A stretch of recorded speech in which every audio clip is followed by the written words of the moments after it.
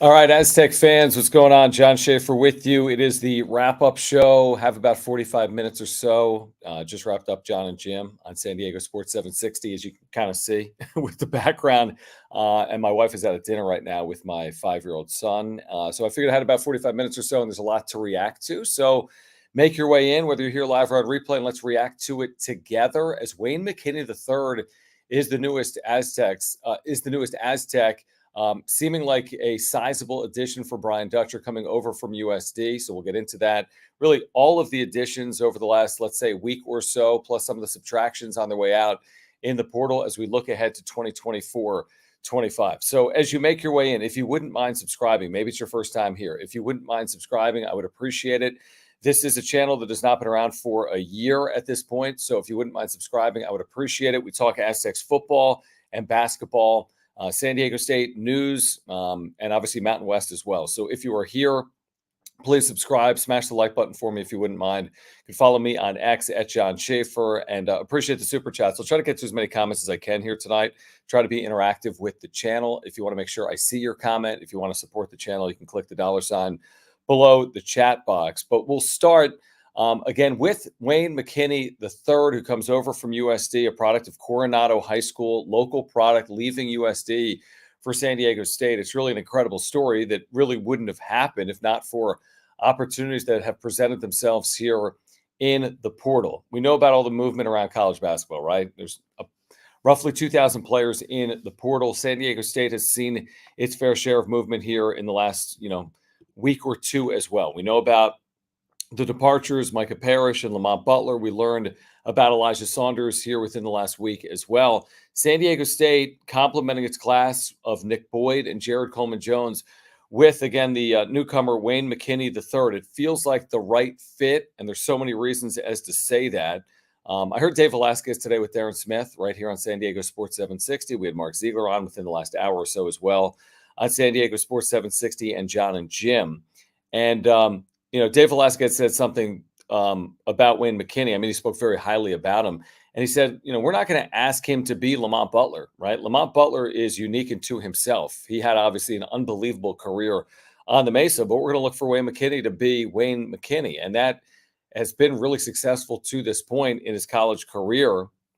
This past year, he averaged 13.5 points per game. He's a very good free throw shooter. He was a good three-point shooter, somewhere between 34 and 35%.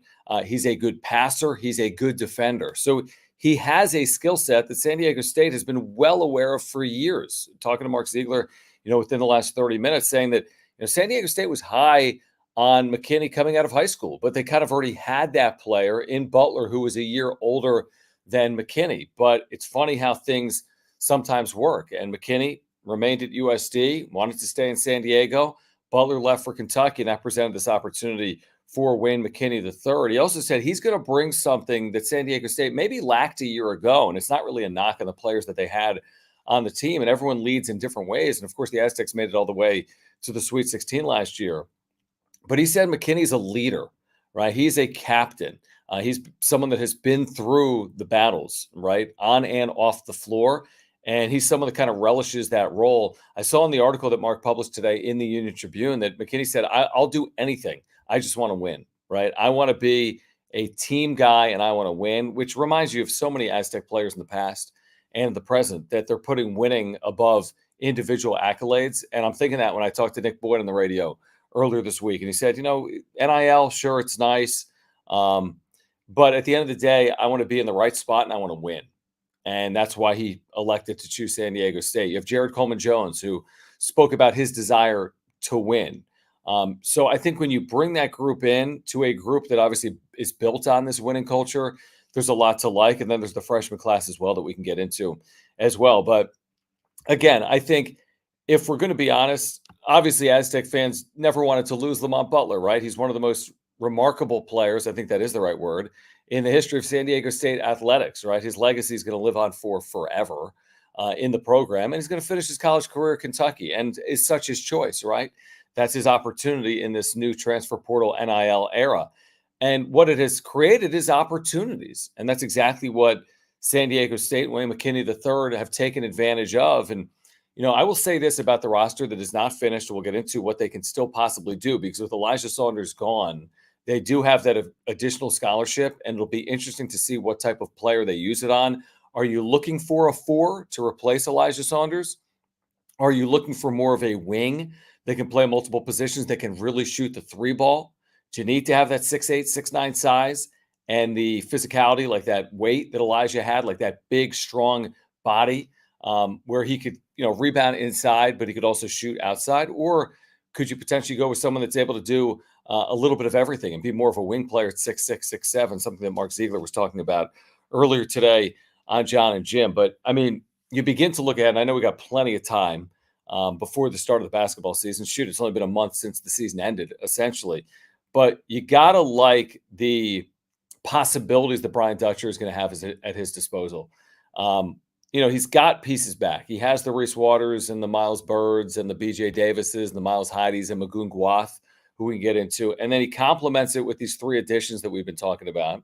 He's going to add another piece, presumably, now that Elijah's out the door.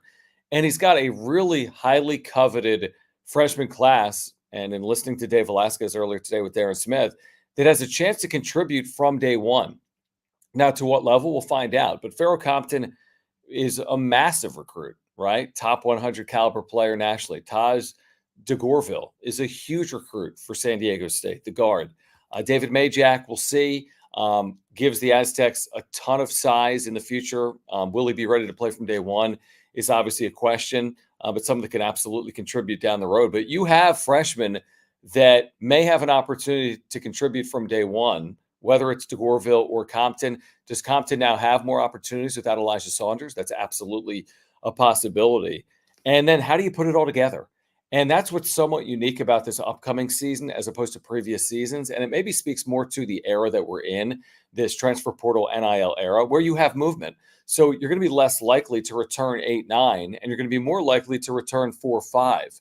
So that's something San Diego State is maybe dealing with for the first time in a long time, where they're not returning pieces like they did heading into 22, 23, where they made it to a national championship game and their 9-man rotation was a lot of 4th, 5th, and 6th-year players. Or even this past year, where I guess you would say you returned more than you lost. I mean, you lost a good amount. You lost a lot, actually, off that national championship runner-up team. But you returned a lot, too. And then this year, again, you have your returnees, and I think you got valuable returnees in Bird, Waters, Heidi, Gwath, Davis. Like, those are valuable players. I think we all agree on that. But you also have newcomers that are going to have to contribute and will be counted on to contribute.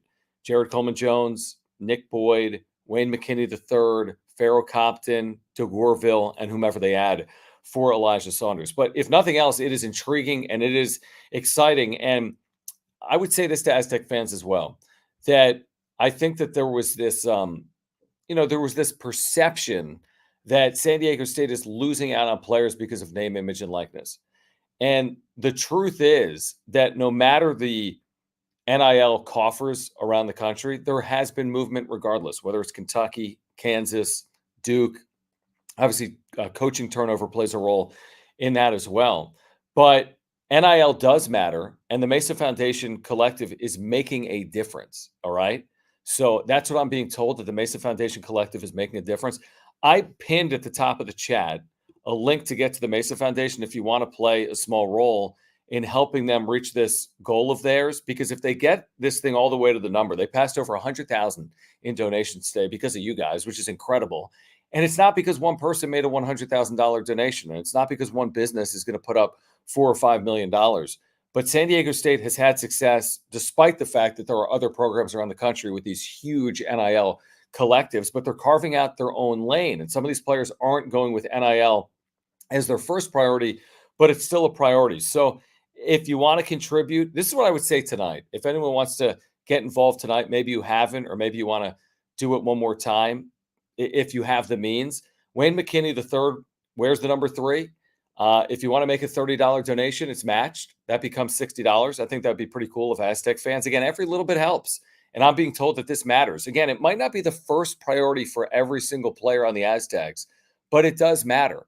And it's a difference maker in San Diego. So when a Nick Boyd says, NIL wasn't my first priority, he's still going to receive NIL because that's where we are in the state of college athletics. So with Wayne McKinney III committing, I thought it'd be cool if people, if they have the means, made a $30 donation tonight. You can click the link in the live chat, pinned at the top of the live chat, or click the link in the description down below. The Mesa match is going on right now. I mean, I thought this was really incredible. Again, $300,000 is a lofty goal from the Mesa Foundation, but it makes a difference. And for them to already pass over 100,000 in donations, I think it's pretty impressive. You've had something like 300 or 400 donations made, large and small. If you can make a $3 donation, that's cool. If you can make a $300 donation, that's great. If you can make a $30 donation, that's terrific as well. So it's a way to support the student athletes that obviously have meant a lot to a lot of San Diegans. So if you have the means, you can make that donation. Again, it will be matched between now and May 15th. Click the link in the live chat or click the link in the description down below if you want to make a donation to the Mesa Foundation. It will be matched between now and May 15th. It would be amazing to see them reach that overall number of $300,000, which becomes $600,000. And all of a sudden, you're talking about a collective that is going to be in a really good position. Again, you got to throw out what you're seeing nationally with the Kentuckys and the Kansases.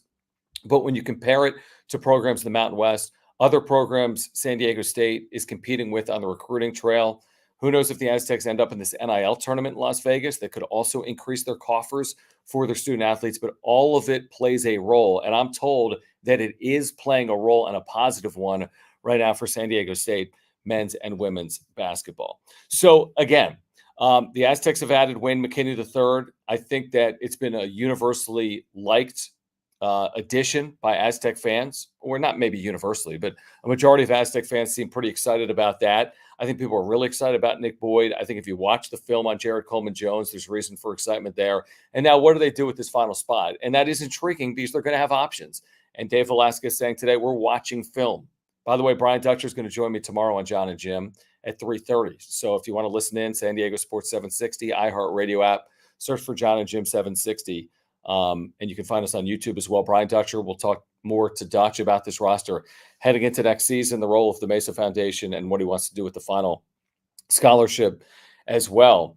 I kind of just lost my train of thought. Yeah, so they have the final scholarship, obviously. They have this freshman class we've talked about. They have the returnees. What do you do with that final scholarship is going to be interesting. And I'll ask Brian Dutcher about it tomorrow. There's no real need to speculate on it because, again, it's a bit of a blank canvas. When you talk about hundreds upon hundreds of players in the portal, even at one specific position, there's 100+ players in the portal. So they'll have different options. And Dave Velasquez was saying today, this is where I was going, that they're watching film. Right now, they want to finish off this roster. The next order of business, the first order of business is finishing the roster. So that's what they next need to do. And they have one open scholarship. So they've got one spot to fill. Once they do that, there is an open spot, obviously, on the staff because Chris Acker left for Long Beach State as the head coach. Congratulations again to Coach Acker. So they do have to fill that spot on the coaching staff.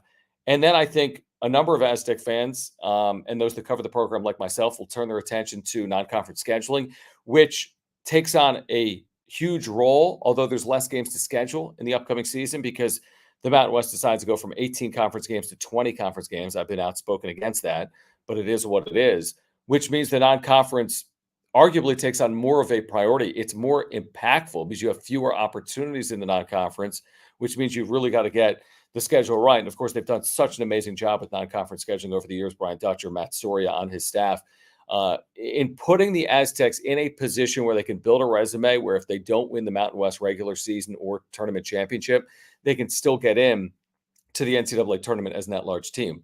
What we know so far, by the way, about the schedule, we learned earlier this week that the Aztecs will, quote-unquote, return a game to Cal.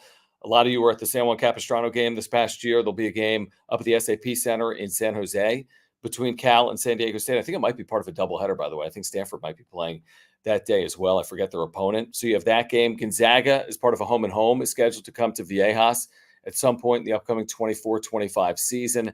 I think I saw somewhere along the way on social media that San Diego State has a guarantee home game, maybe against Cal Baptist, that popped up. But that's all that I'm fully aware of, or all that I've seen on social media to this point. There's been a lot of speculation about this NIL tournament. I think they call it the Players Era Tournament that would guarantee $1 million for each of the schools for their NIL program.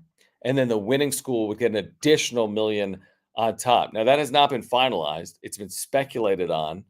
And Mark Ziegler telling me as recently as tonight on the radio that the Aztecs want to be in that event. And again, that would really take care of a lot of the non-conference scheduling as well. That would be 3 high-quality opponents. It would be, again, NIL money for its student athletes. It would be in Las Vegas in the West. You wouldn't have to travel far. It'd be huge for Aztec fans. So that's one of those things I would say cross your fingers for, because it's not guaranteed as we sit here right now. I haven't seen anything on it. There was a lot on it maybe in early March that was written about. There's been a little bit of speculation since, but we haven't heard anything really in any public form or fashion about it, other than the fact that San Diego State was rumored to have an interest in being in it. Mark Ziegler has said that. Brian Dutcher has talked about it. I think if it gets done, San Diego State will be in it, and I think that'll be a big win for San Diego State when it comes to its non-conference schedule. All right, so again, I'll get to all the super chats. Appreciate you, Kevin. I just saw the super that rolled in. Click the $ below the chat box. In addition to the super chats, I will roll through your comments as well. But again, great way to support the channel is with the super chats by clicking the $ below the chat box. Please subscribe if you're here. A lot of you are here live right now. Maybe 80 or so are here live. So if you're here, maybe it's your first time. Maybe you're excited about the addition of Wayne McKinney III. Please subscribe. We have year-round content for San Diego State football and basketball fans. This is a great point from Kevin. I appreciate you mentioning it. Kevin, thank you. He says, Dutcher is big on locker room chemistry, good picks. Yeah, Dutch has said that publicly, and there's so much that goes into a roster. Like, again, Mark Ziegler, who's just on with me, saying that there's multiple ways to do it. You look at what Eric Musselman is doing right now at SC, and this very well may work. He's accumulating a lot of high-level talent and then saying on the other side, we'll figure out how to make the pieces come together. I think the way San Diego State has traditionally done it is they've built a team and a roster that is cohesive. So as opposed to stack up multiple players that do the same thing, find players that complement one another. And it's worked out very well. So that's what I feel they've been able to accomplish to this point. They've had needs. They've addressed them. Jared Coleman-Jones, nobody's Jaden Ledee, but gives you obviously an offensive threat. He's a good scorer. He can shoot from outside. He can play with his back to the basket. And he's got a chance to become an improved defender. He has spoken about his desire to become a better defender. That's always a positive.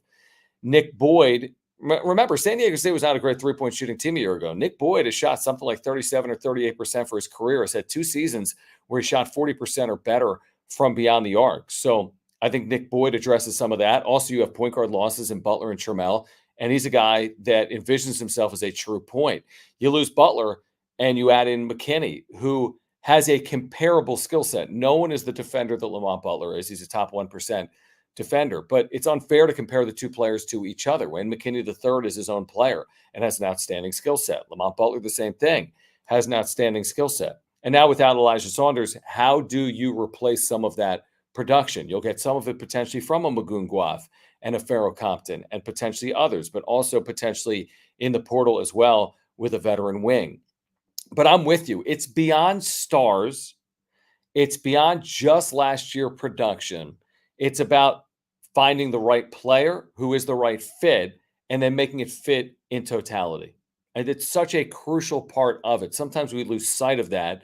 We see them as individuals where, in fact, they're actually part of a team that then plays in a scheme that San Diego State's coaching staff develops. So I'm glad you mentioned that, Kevin, because I think it's something that sometimes we lose sight of. And I see some of the reaction on social media. Well, they're replacing these players with players from, mid-major schools. They're not replacing them from programs in the SEC or the Big Ten. Well, that's how they've done it previously as well. I mean, when Malachi Flynn came from Washington State wasn't exactly a basketball power. Or Yanni Wetzel, was at Vanderbilt. They were winless in the SEC. Or a KJ Fagan, right? There's so many examples of this. Jay Powell from Campbell. There's a zillion. It's not about where you came from. It's about what you're able to accomplish once you get here. And it gets misconstrued and it gets labeled, and people get so enamored with stars and NIL dollar figures. Like, if you don't have the money, you can't win. That's not accurate. There are teams that have money and win the offseason, but don't win during the season. Villanova had an outstanding transfer portal class a year ago, didn't make the NCAA tournament. It's about so much more than one offseason, one player, one NIL amount, one star. It's about really doing it consistently as a team and as a coaching staff and with a culture. And that's what San Diego State obviously has done under Brian Dutcher and Steve Fisher. So I think it's a really good point, Kevin. And thank you for hanging out. And thank you for the super chat. I'll get to some of the comments right now in the chat. Again, if you're here, if you have a question or a comment you want me to get to, you can put it in the chat. I'll do my best to get to as many as I can.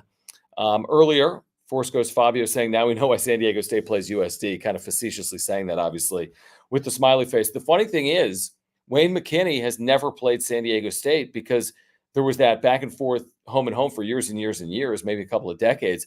But that ended McKinney's freshman year. And San Diego State, the last 3 years, has played UCSD. So McKinney at USD, which, by the way, we haven't fully mentioned all about his skill set. I think he's a really good downhill guard like Lamont.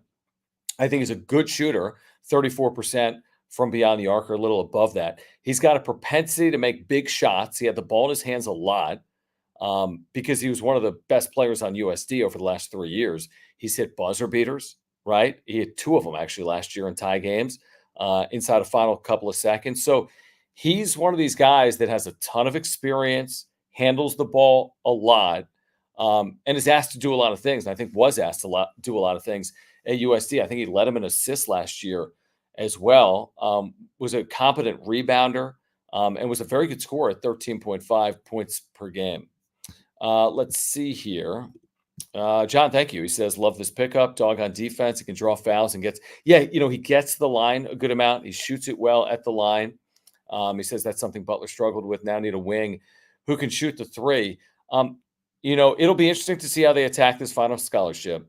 And again, a year ago, we heard from a lot of Aztec fans, they need to improve their shooting, right? They were not a good three-point shooting team. But if you think about it, again, Nick Boyd is an upgrade in terms of his ability to shoot the ball from outside, most people would say, because he shot 40% a couple of times in his career.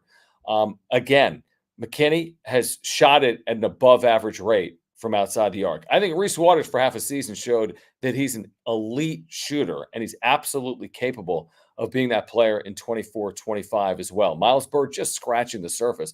My point is this. They have shooters. Now, you could always use more shooting. I'm sure they'll look to address it in some capacity, but to me, it's not the only area that you're looking to fill with this acquisition, so to speak. Like, it's a part of it, but it's not the only part of it for me, the ability to shoot the three. Like, Saunders could shoot the three. And when he came off the bench there late in the year, I should have looked it up. I don't know what he shot once he went to the bench. He was probably close to 40% once he went to the bench. I think I looked it up a couple of days ago. Overall, he was at 32%. So good, especially for a 4, really good off the bench. So yeah, can you find someone to replace that can shoot, low 30s or better? Now, what I think some people are saying is go find that sharpshooter.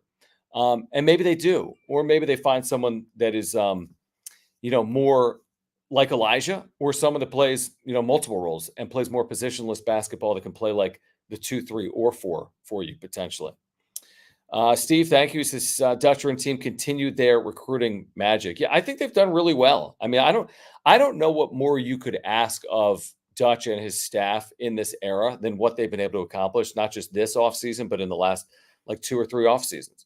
They're never going to be adding a player that's going to command like a $2 million annual NIL payment. Kadari Richmond, Seton Hall, the Kentucky recruiting class under Mark Pope. That's not going to be the type of player that they're capable of commanding. But the beautiful thing about it is like there's a lot of fish in the sea, and not all players want these same things. Hi, Jim Russell. What does Jim want real quick?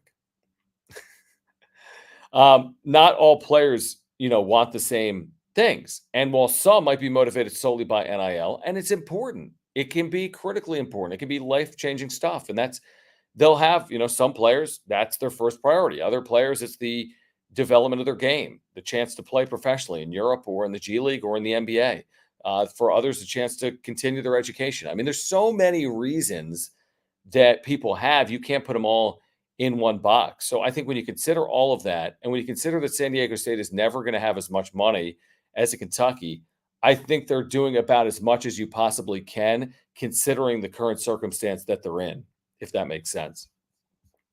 All right, back to the chat. Yeah, Force Ghost Fabio saying, yeah, the Mesa. I mean, I think that's a huge number that should not be discounted. When people have this like hopeless feeling, oh no, like our collective isn't the same collective as Ohio State's collective. What are we going to do about it? My donation doesn't matter. It does matter. And Mesa has told me that specifically. And we've had Brian Dutcher on the air, and he says that it is making an impact. So it really does matter. And I think for Aztec fans to contribute in that manner, it says a lot about the state of the program. I think that's a huge number.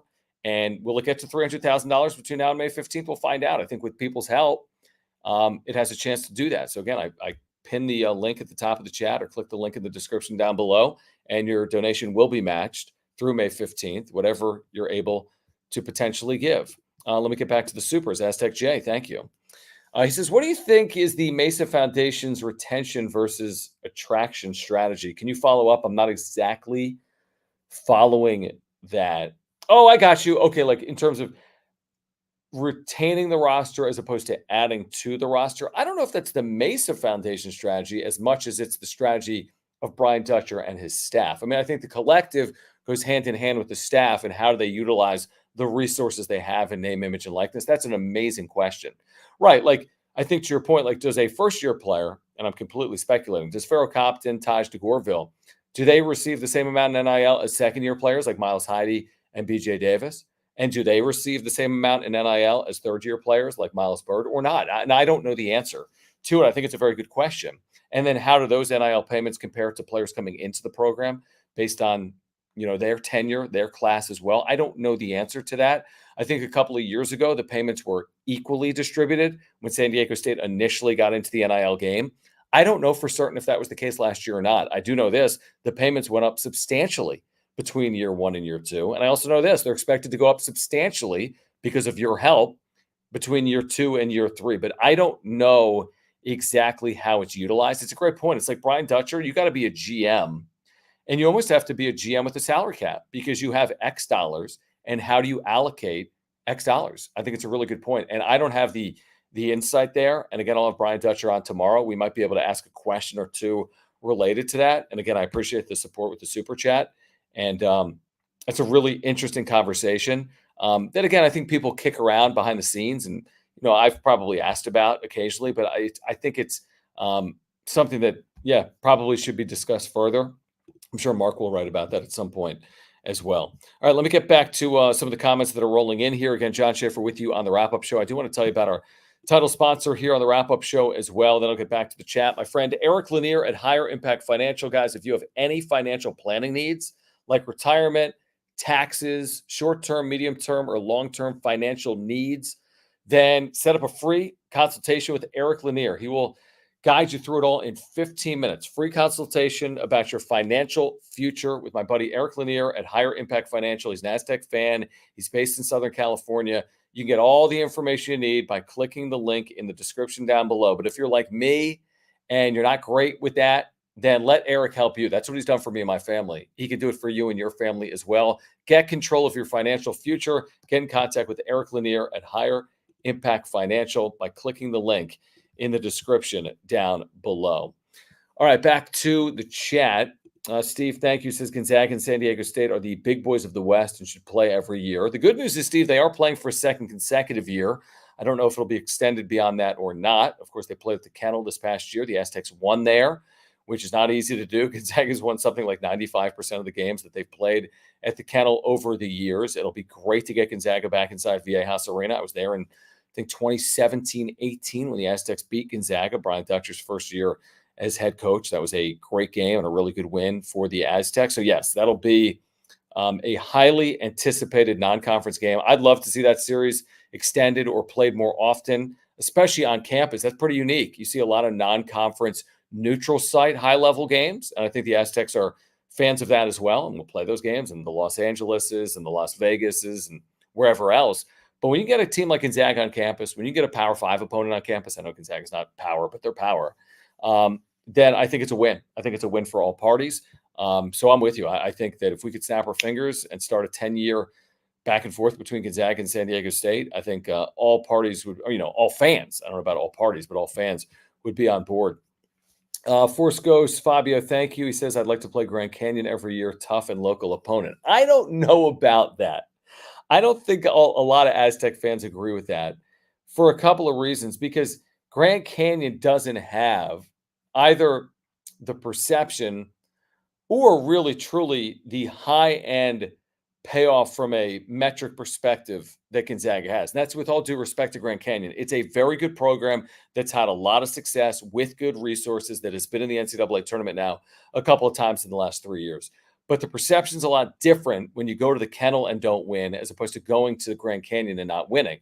Now, good news for San Diego State is they won at the Kennel last year, but they did lose at Grand Canyon. Grand Canyon's been a tough out. It's been a thorn in the side of the Aztecs.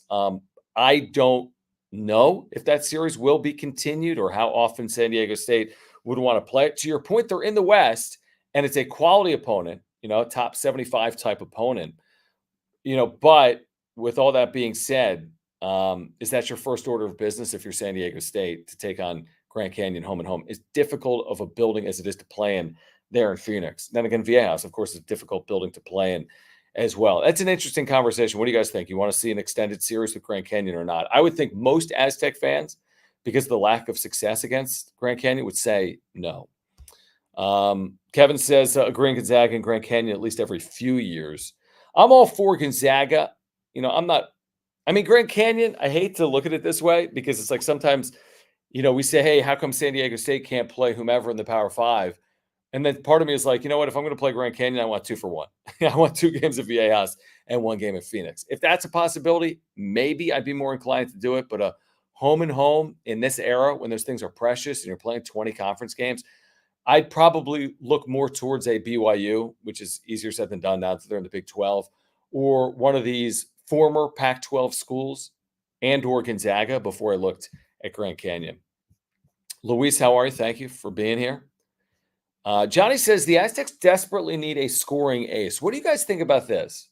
So I go back to 2 years ago when they made the national championship run, and they had like a different leading scorer every night in the NCAA tournament. I think they had 5 different leading scorers until the national championship game against UConn, like Lamont Butler, Darian Trammell, Matt Bradley, Keyshawn Johnson, right? I mean, that was amazing. Now, Matt Bradley was your lead horse in terms of possessing the ball a lot, scoring during the regular season. This past year, we know the formula changed because the lead horse was a forward. It was Jaden Ledee. But do you need a scoring ace, or can you also have a comparable amount of success by spreading out the wealth, so to speak, and having that balance? Because I think there's been years where San Diego State's been extremely balanced and really good. And I think there's been other years where they've had that lead horse lead them the way and also be really good. So it's a pretty interesting conversation, Johnny. And I'm sure there's a lot of people that would agree with you. But I see scoring. I mean, Nick Boyd, 16 points against the Aztecs in the final 4 games, pretty good. Again, Wayne McKinney is a scorer at USD. Reese Waters is a scorer. Jared Coleman-Jones can flat out score. So I feel like they have scoring. Now, are they going to have a 20-point-a-night guy? Traditionally, they don't have a 20-point-a-night guy. I mean, Jaden Ledee is almost a 1 of 1 in San Diego State men's basketball history. All right, let me get back to a super that just rolled in from T-Mac. Thank you, T-Mac. Appreciate you. Probably have about 15 minutes, folks. So if you want to weigh in, make sure to get your comment in. If you want to make sure I get to it, you can click the $ below the chat box like T-Mac did. So thank you, T-Mac. Appreciate you guys with the super chats, hanging out and supporting. He says, excited for the upcoming season. Glad to have the Mesa Foundation. I think Mesa's doing a really good job. I really do. And I see all the chatter in the back and forth. And why aren't they doing this? And how come they're not doing this? Not everyone is aware of what's going on behind the scenes. And when you consider the circumstances, San Diego State in a short period of time has doubled upon double their collective, right? Like from 2022 to 2023, or whatever it was, from 3 to 4, from 4 to 5, like they've grown the thing exponentially. Now, again, San Diego State basketball's had a lot of success on court, which has maybe allowed the Mesa Foundation to have an on-ramp initially as well. But they have been successful. Again, when you compare, it's always going to be an arms race and keeping up with the Joneses, and you can always do better. You can always have more success. Kind of like in athletics, you can always, Connecticut has won back-to-back titles. Now their fans want them to three-peat, right? People always want more. But I think when you consider all circumstances, they are having success because Aztec basketball is extremely popular. And I think the individual donors have played a role. I think the business community, by the way, is playing a role. Everyone always points to this recent deal between FedEx and Memphis, where FedEx is doing something like a $25 million deal over 5 years for NIL efforts for Memphis. That's a complete unicorn of a deal. And you can't always compare yourself to someone else. You'll lose too much sleep and pull all your hair out, or all your hair is going to be gray. That's great. Memphis has a 5-year, $25 million collective effort. San Diego State's won at a higher level than Memphis in the last 5 years. So money doesn't guarantee anything. Can it be of value? Yeah, absolutely. And it's going to play a role moving forward. But it's not the only way that you can win, because I've watched what has played out here in recent years. And I think a lot of people, I mean, if we're going to be honest, if you watch how this has played out, it's not just the richest win. Kentucky hasn't been to a Sweet 16 in 5 years. San Diego State's been to Sweet 16s in each of the last 2 years. Kentucky's NIL efforts would run circles around San Diego State's. But what has it gotten them, right? It's like Major League Baseball. You know, right? The Padres can spend a lot of money. That they may win by spending, they may not win. Same thing with the Yankees or the Mets. It doesn't guarantee you success. It plays a role, but it's far from a guarantee. Let's see here. Gregory says, I'd love to see a neutral against Arizona, SC, or UCLA. Yeah, absolutely. Those are great. Those are great names. Those are great options that would get Aztec fans excited. Absolutely. Those are some possibilities. Who knows? Could we see something against one of those opponents in the future? You know, there was speculation that we were going to see SC, San Diego State, in Palm Springs as part of an event. But I'm not sure where we are with that because of the possibility of this NIL Players Era tournament in Las Vegas, which could have really high-level opponents. I'm kind of speculating right now, but you're talking about like Kansas's and North Carolina's potentially in Las Vegas. And again, Arizona, SC, UCLA, those are phenomenal too, especially in the West, especially the way Aztec fans would feel about some of those matchups. We've seen those matchups over the years, Arizona, SC, UCLA during the pandemic we saw at Viejas Arena. So I think all of them are wins, whether it's the Arizona USCs, UCLA's out West, or neutrals against teams from out East, like a Kansas, North Carolina, et cetera. I think all those are win. He follows up by saying, don't think those schools will go for a home and home. Probably not anymore. I mean, the world's changing. Arizona's in the Big 12. Conference schedules have increased over the years. They don't need them as much. UCLA doesn't play home and homes to schools in California. SC, maybe, but it's sheer speculation on my part. Again, Eric Musselman has a USD background, Southern California background. Dutch and Musselman go way back. Maybe. But again, I mean, that's just complete speculation. Brent, thank you. Yeah, I talked about this today on the radio with Bryce Miller about Wayne McKinney. We haven't talked about it here on the wrap-up show. Amazing story about him beating cancer, found similarities to Kawhi, losing his father to violence early in life. I wonder how he and Boyd complement each other. I think they can both be on the floor at the same time, like Butler and Trammell, by the way, from a basketball perspective. I think you have no issues there at all. And I do think they'll complement each other. And I think San Diego State plays a lot of basketball with two ball handlers on the floor, so to speak. If you haven't read Bryce Miller, just Google Bryce Miller, Wayne McKinney III. And I just stumbled on it in doing my research once they signed Wayne McKinney here today. And it's a phenomenal piece about the adversity and the struggles that he's overcome. It's some gut-wrenching stuff is what it is. He lost his father as a 5-year-old to gun violence. And then he suffered through non-Hodgkin's lymphoma in high school at Coronado. Lost his hair, was humbled by it, obviously. I mean, you can lose your life to it. And has not only been able to get to college basketball, he's excelled in college basketball. He's made it to San Diego State for his senior year. I mean, it's incredible. It's incredible. So, there's so much more to this than just what you see on court. And a lot of times all fans see is what happens on court, but they're human beings. They're real people. They have real lives. They have parents like you and I. They have struggles. They have loss. So it's something to consider when you see Wayne McKinney in an Aztec uniform in 2024. Let's see. Brent Boyd mentioned with you, he wants to play the one. Maybe Wayne comes off the bench. I think Wayne's going to be willing to do whatever it takes to win, which is an amazing thing to say about any player at this high of a level. But I don't know if he comes off the bench. Maybe he starts. Maybe he comes off the bench. Maybe he comes off the bench and plays as many minutes as a starter. I think he's going to do whatever it takes to win, which is an amazing attribute about a player. I haven't met him. I haven't had the fortune to meet him. I hope to have him on the radio at some point soon. But in reading what he told Mark, he is willing to do what is necessary to win, which is an amazing trait, an amazing way to start your career and your season at San Diego State. I'm glad someone mentioned this. I should have mentioned this with Mark earlier. I should have just asked the question.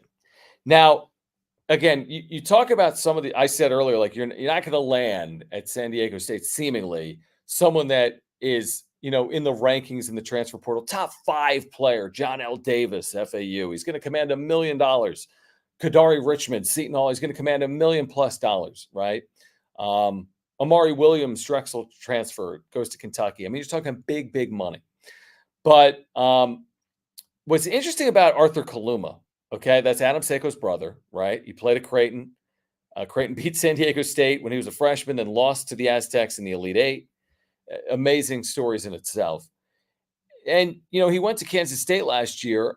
Presumably, I'm sure you would think NIL played a role, plus the opportunity. Now he's testing NBA waters. Now, I don't know what's going to happen with Kaluma. He is a great player. Maybe has a chance to play in the league right now. I don't know that. NBA draft combine still coming up later this month. So I don't know what Kaluma's future is in terms of professional or college. If he returns to college, is there a chance that his priorities aren't initially NIL and more about developing? And I have no idea, truthfully. Is it worth the call? If you're the staff, yeah, I'm sure it is worth the call. I mean, can you imagine that? The idea of Adam Seiko's brother coming to the Mesa for a final college year before he goes to the NBA. I mean, he's a terrific player. He absolutely would fill a need, but I would just be careful not to get hopes up. He's played a lot of Power 5 basketball. He certainly has been able to earn at a high level in the NIL era, I would think, at least last year at Kansas State, if not 2 years ago at Creighton. So I would never say never, but I don't have the knowledge or expertise to know if it's a possibility or not. Again, you can put 2 and 2 together and say maybe it's at least possible because of his background and familiarity with the program. Maybe it's possible. I mean, I remember running into Arthur at the team hotel in Houston at the Final Four after he had lost to SDSU the week before in Louisville when he was with Adams. So, there's that familiarity with the staff. So I would not say never, but I'm also not sitting here holding my breath like, oh, Kaluma's coming, because you can't do that in this era. Even with money, you can't do that because there's 400 schools and everyone has different motivations. And it's hard to know what an individual player's motivation is in any one time. Let's see here. Kevin says, joining late, John, so apologies if you answered already. Any ideas on the last target? I mean, people have speculated on, is it a shooting wing? Is it someone more like Elijah with that type of size to play a true 4 but can stretch you out and shoot? Is it someone more in positionless basketball that can play the 2, 3, or 4? Is it, again, really high ceiling pro prospect like an Arthur Kaluma? They're watching film. I know Dave Velasquez said that today, and they want to complete this roster sooner rather than later. And I don't know if you can do that, by the way, with a player like Kaluma who's testing NBA waters.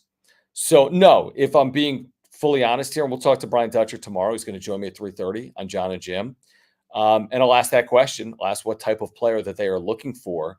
And I think he'll provide us with more of an answer at that time. He says, and any reason given on the Saunders transfer, heard he wanted to be closer to home, but then taking East Coast visits. I know what he wrote, and I do believe that it has nothing to do with NIL at all.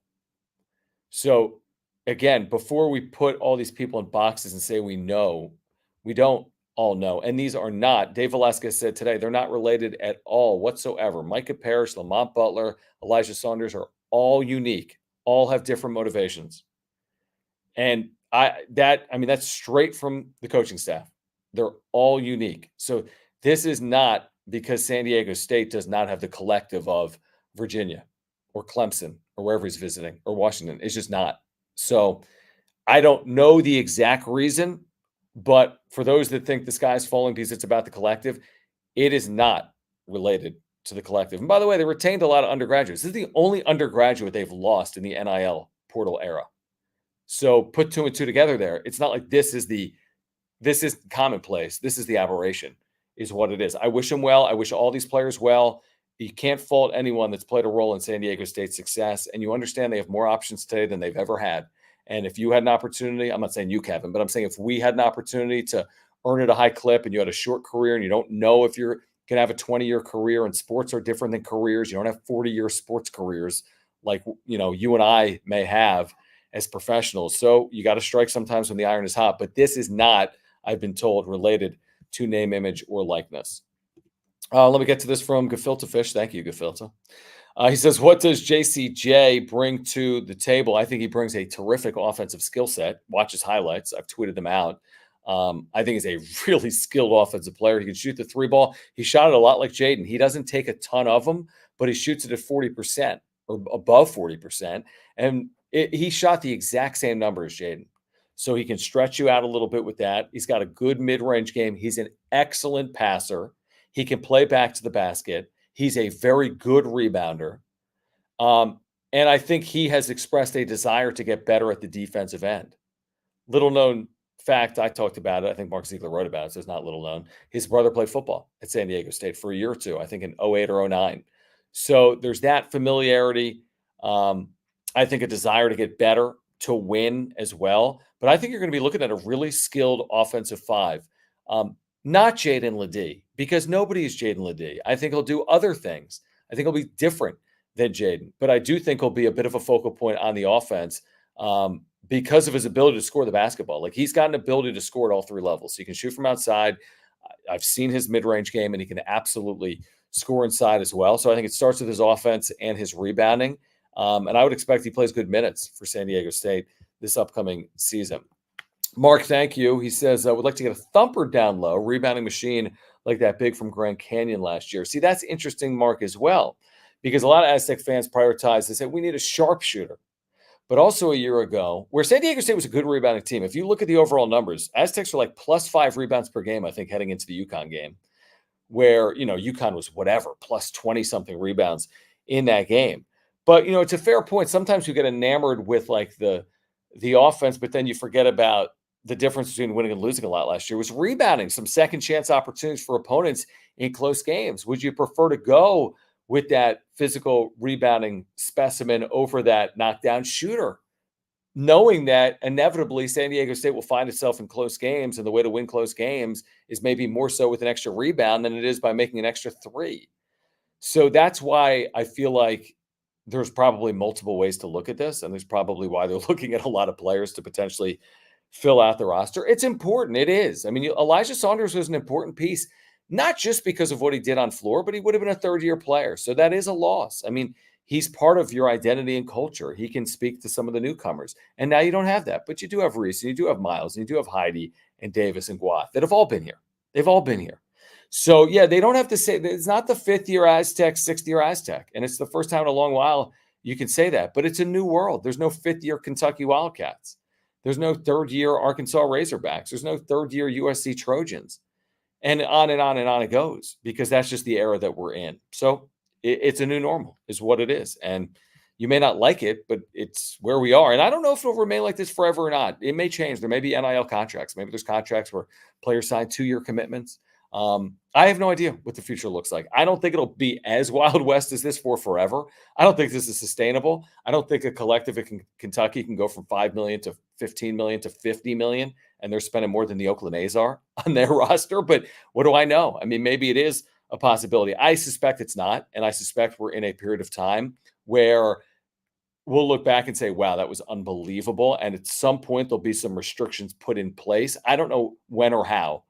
But to go from where we were to where we are is going from 0 to 200. And I think eventually we'll get the thing back to going 100, which is still going faster than the speed limit. But I don't know if we're going to be going 200 for the rest of time. Yes, absolutely. I think this has happened in like 2 days. I think we've seen $25,000 in donations in like 2 days, 3 days. So Aztec fans have been amazing. If that thing hits 300K, that is an incredible, incredible effort by San Diego State fans, and everyone should be proud. And by the way, I would say this too: if you don't have the means to do it, all good, all good. Maybe just promote it, put something on social media, or tell a friend, send a text, and say, they're doing this. They still have an open spot. It's certainly going to be important in retention next offseason too, and just let people know about it. I think that has value as well. I think there's still a lot of people that probably aren't even aware of it, or how they can help, or what role it's playing. So you don't have to contribute. And if you don't have the money, all good. And if you wish you had more, and you don't feel good because you only have $10 or $15, it all matters. It's like voting in an election. It does matter. Yeah, there's tens of thousands and then hundreds of thousands and millions of votes, but we still vote, even though there's millions of people that vote. And sometimes you think it doesn't matter, but the truth is it does matter. And that's why we vote, if that makes sense. And then finally tonight, Gefilte Fish says, awesome, stoked to have him. Love that he expressed a focus of defense. Yeah, he's talked about it. I think he'll really be coached. I mean, listen, they're all going to be coached up on defense. Have no concerns about the defense. You don't fall from what they are, the 4th ranked defense or whatever, 7th ranked defense 2 years ago, and 10th ranked defense this year, or 11th or whatever it was heading into UConn 8th or 9th. You don't go from the 10th ranked defense to the 100th ranked defense. Now, they got some real pieces to replace defensively, but you got to credit this coaching staff and believe in them. Plus, you have guys that can flat out defend here too. So I have no concerns about their ability to defend at a high level next year. I don't know if they'll have the 10th best defense in the country, but shoot, you got a top 20, top 30 defense, and you give yourself a very good chance. All right, guys. So appreciate you hanging out. Please join me tomorrow, San Diego Sports 760. John and Jim on YouTube, iHeartRadio app. Brian Dutcher, head coach of the Aztecs, will join us at 3:30. We'll get into this roster, what he's looking for with this final roster spot, non-conference scheduling, NIL tournament, whatever else there is to get to. We'll get to it with Brian Dutcher tomorrow at 3:30. Please subscribe. That's all I ask. If you're here, if you wouldn't mind subscribing, live or on replay, I appreciate it. Smash the like button. Helps with the algorithm, they say. Follow me on X at John Schaefer. Appreciate the super thanks. If you're here on replay, great way to support the channel.